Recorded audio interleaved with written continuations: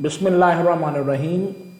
अस्सलाम वालेकुम प्यारे स्टूडेंट्स, उम्मीद है बेटे आप सब खैरियत से होंगे और अपना और अपने घर वालों का ख्याल रख रहे होंगे।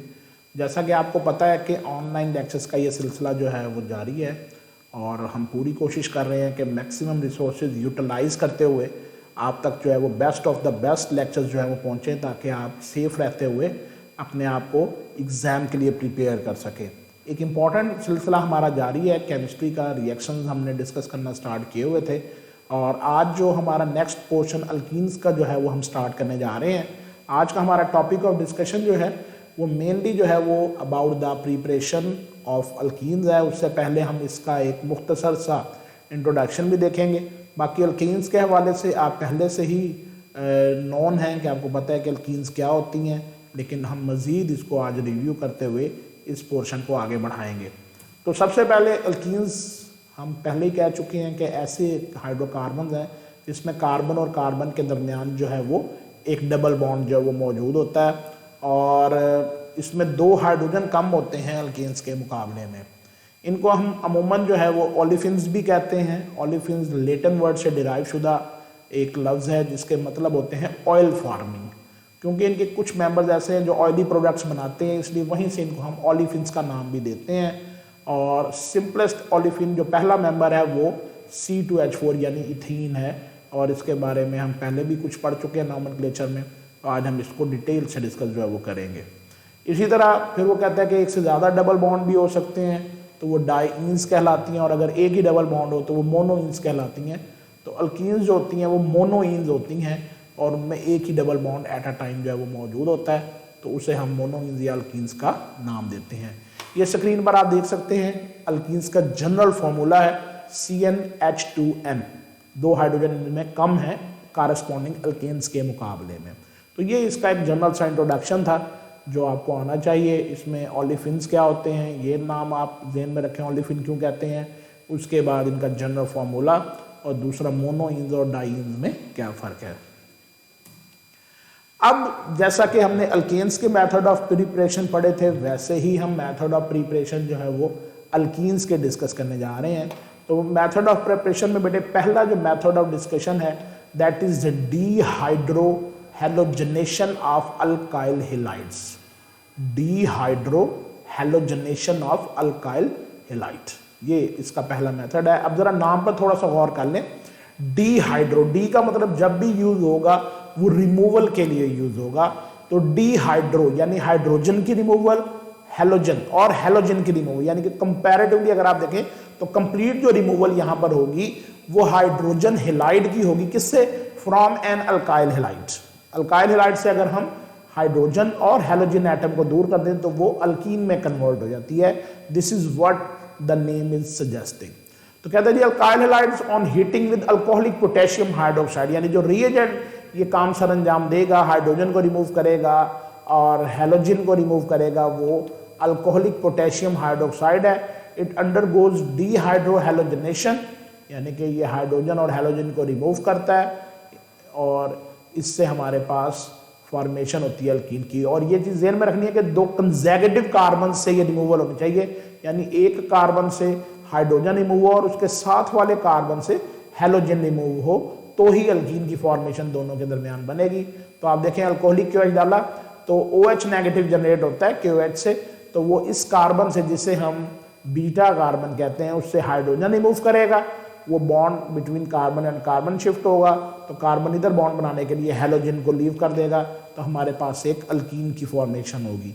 फॉर एग्जाम्पल अगर हम ये वाला कंपाउंड CH3CH2Br यानी इथाइल ब्रोमाइड लेते हैं और उसको KOH से रिएक्शन करवाते हैं तो यहाँ से हाइड्रोजन रिमूव होगी, ये बॉन्ड शिफ्ट होगा एज ए डबल बॉन्ड और यहाँ से Br नेगेटिव रिमूव हो जाएगा तो हमारे पास इथीन बनेगा, यानी डबल बॉन्ड डिवेलप हो जाएगा बिटवीन कार्बन एंड कार्बन और साथ में KBr और वाटर की फॉर्मेशन होगी। अगर आप 3 कार्बन वाली अल्काइल हैलाइड ले लेते हैं तो उससे प्रोपीन की फॉर्मेशन होगी। तो इस तरह जो सा भी आप अल्काइल हैलाइड लेंगे तो बस ज़हन में ये रखना है कि 2 लगातार कार्बन से जो है वो हाइड्रोजन और हैलोजन रिमूव होगा और आपके पास अल्कीन की फॉर्मेशन कंप्लीट हो जाएगी। उसके बाद इससे मिलता जुलता ही रिएक्शन है कि अगर आप अल्कोहल लें तो अब उससे जो रिमूव होगा वो वाटर होगा। डिहाइड्रेशन का मतलब है removal of water. Removal of water from alcohols, तो अल्कोहल्स का फॉर्मूला आपको पता है कि इसमें अल्काइल ग्रुप के साथ OH होता है। तो यहाँ पर सिर्फ फर्क क्या आएगा बेटे पिछले रिएक्शन में और इसमें, कि वहां पर हाइड्रोजन हेलाइड रिमूव हुआ था, यहाँ से एक कार्बन से उसी तरह हाइड्रोजन रिमूव होगा, लेकिन साथ वाले कार्बन से हेलोजन की बजाय हाइड्रोक्सल ग्रुप यानी कंपैरेटिवली HOH यानी वाटर की रिमूवल होगी। इसलिए हम इस रिएक्शन को डिहाइड्रेशन का नाम दे रहे हैं। और इसका तरीका यह है कि बेस्ट आप अल्कोहल को एल्यूमिना कैटलिस्ट की मौजूदगी में हीट करें अबाउट 340 टू 450 टेम्परेचर, तो अल्कीन की फॉर्मेशन होती है, यानी एक कार्बन से हाइड्रोजन रिमूव हुआ है और साथ वाले कार्बन से हाइड्रोक्सल ग्रुप, यानी completely there is a loss of water molecule from alcohol. तो इसके अलावा जो रिएजेंट्स यूज होते हैं एल्यूमिना के साथ, वो आप P2O5 भी डिहाइड्रेटिंग एजेंट ले सकते हैं, कंसंट्रेटेड सल्फ्यूरिक एसिड ले सकते हैं, फास्फोरिक एसिड ले सकते हैं। तो ये सारे के सारे जो हैं वो जो डिहाइड्रेशन के लिए यूज होते हैं। The ease of dehydration of various alcohols is in the order, तो आसानी से जो अल्कोहल डिहाइड्रेट होती है उसमें टर्शियरी अल्कोहल है, फिर सेकेंडरी अल्कोहल है और फिर प्राइमरी अल्कोहल है। तो ये आसानी से टर्शियरी अल्कोहल जो है वो डिहाइड्रेट हो जाती है, क्योंकि इससे बनने वाला जो कार्बोकेटाइन होता है, टर्शियरी कार्बोकेटाइन, वो ज़रा स्टेबल होता है, लेकिन वो यहाँ पर हमारा डिस्कशन का जो है वो टॉपिक नहीं है। तो बहरहाल प्राइमरी अल्कोहल अगर आपने डिहाइड्रेट करनी है, आप देखिए कंडीशन थोड़ी ड्रास्टिक रिक्वायर है, टफ कंडीशन रिक्वायर है। You need 75% of H2SO4, 140 to 170 degree temperature, आपके पास अल्कीन बन जाएगी। अगर सेकेंडरी लेंगे रिलेटिवली ईजियर हो जाएगा, 60% H2SO4 ले लें और 100 डिग्री टेम्परेचर है। जबकि अगर टर्शियरी अल्कोहल ले लेते हैं तो सिर्फ 20% H2SO4 at 85 degree centigrade alkene की फॉर्मेशन का बायस होती है और वो आसानी से कंप्लीट हो जाती है। रिएक्शन इन तीनों में सेम है कि एक कार्बन जिसे हम बीटा कार्बन कहते हैं उससे हाइड्रोजन जाएगा और साथ वाले अल्फा कार्बन से जो है वो हाइड्रोक्सल ग्रुप रिमूव होगा। तमाम अल्कोहल में एक कार्बन से जो है वो आप देखें हाइड्रोजन रिमूव हो रहा है और एक से हाइड्रोक्सल रिमूव हो रहा है। तो इस तरह से हमारे पास डिहाइड्रेशन यानी HOH की रिमूवल से अल्कीन बनती है। तो ये रिएक्शन हमारे पास कहलाता है डिहाइड्रेशन ऑफ अल्कोहल्स। उसके बाद बेटे अगला जो मेथड है that is dehalogenation of vicinal dihalide. De का मतलब रिमूवल है, हेलोजन, हेलोजन की रिमूवल किससे? From vicinal dihalide. डाइहेलाइड का तो आपको पहले भी पता है कि ऐसा मॉलिक्यूल जिसमें दो हेलोजन एटम मौजूद हो एक साथ, वो डाइहेलाइड कहलाता है। लेकिन विसनल का मतलब ये होता है कि दो कंसेक्यूटिव कार्बन पर अगर हेलोजन्स लगे हुए हों तो वो विसनल डाइहेलाइड कहलाता है।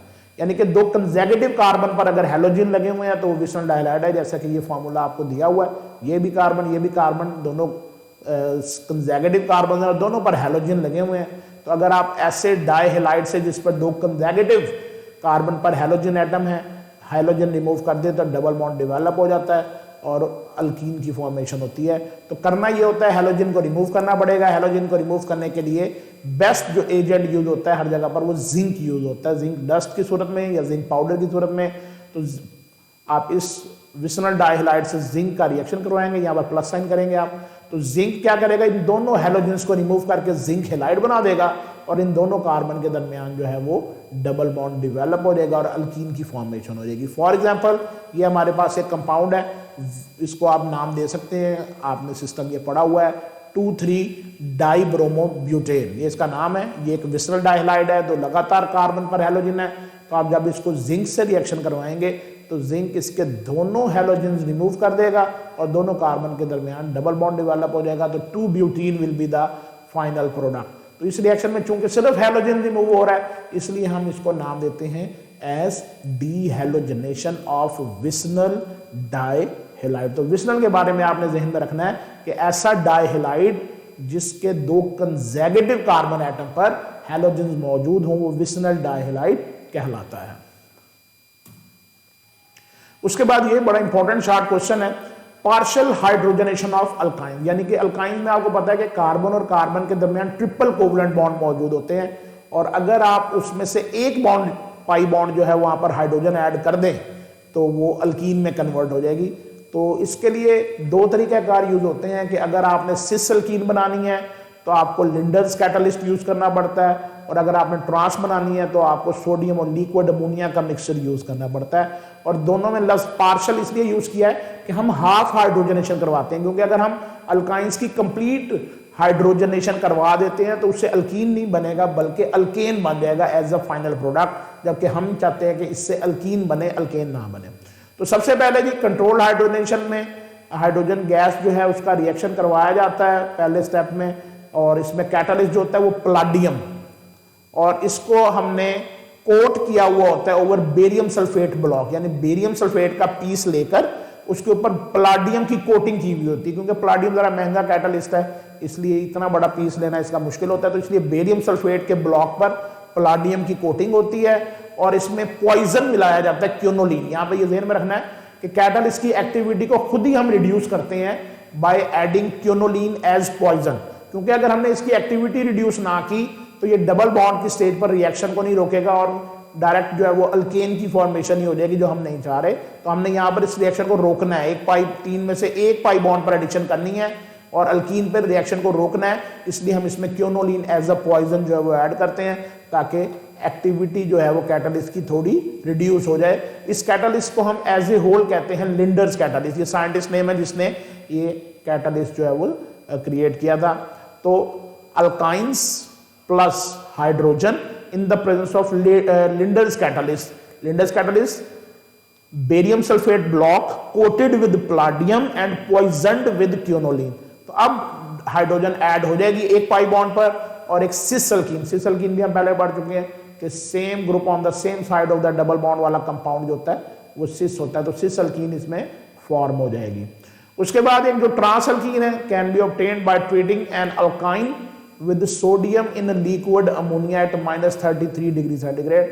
तो अगर आप अल्काइन देते हैं और उसका सोडियम और लिक्विड अमोनिया के साथ जो है वो रिएक्शन करवाते हैं तो सोडियम और लिक्विड अमोनिया आपस में रिएक्शन करेंगे और वो एक ट्रांस अल्कीन की फॉर्मेशन होगी। ट्रांस अल्टरनेट पोजीशन होता है, डबल बॉन्ड को शो करता है, तो इसमें भी एक अल्कीन ही बनेगी और वो ट्रांस नेचर की होगी, जबकि सिस अल्कीन के लिए आपको लिंडर्स कैटालिस्ट का सहारा लेना पड़ेगा। तो ये आपने डिसाइड करना होता है कि either you want to make cis alkene then partial hydrogenation is carried out with the Lindlar's catalyst, और अगर आपने अल्कीन बनानी है लेकिन ट्रांसफॉर्मेशन में बनानी है, ट्रांस बनानी है, तो फिर आप उसको सोडियम और लिक्विड अमोनिया के मिक्सचर से एट -33 डिग्री सेंटीग्रेड रिएक्ट करवाते हैं, तो उससे हाइड्रोजन जो लिबरेट होती है वो इसको ट्रांस अल्कीन में कन्वर्ट कर देती है।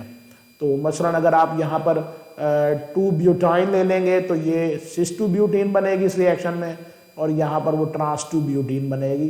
तो ये रिएक्शन बड़ा इंपॉर्टेंट जो है ये कहलाता है पार्शियल हाइड्रोजनेशन ऑफ अल्काइंस। तो इसमें अक्सर लिंडर्स कैटालिस्ट का वो पूछ लेता होता है कि व्हाट इज लिंडर्स कैटालिस्ट, तो आप ये बताएंगे कि a block of barium sulphate coated with palladium and poisoned with क्योनोलिन।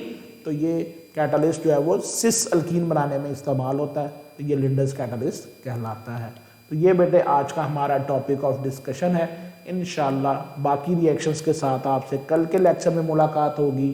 तब तक अपना बहुत सारा ख्याल रखें, बहुत ज़्यादा मेहनत करें, और कोई भी प्रॉब्लम हो तो वो व्हाट्सएप ग्रुप में आप मुझसे पूछ सकते हैं। बहुत ख्याल रखिए अपना। अल्लाह हाफिज़।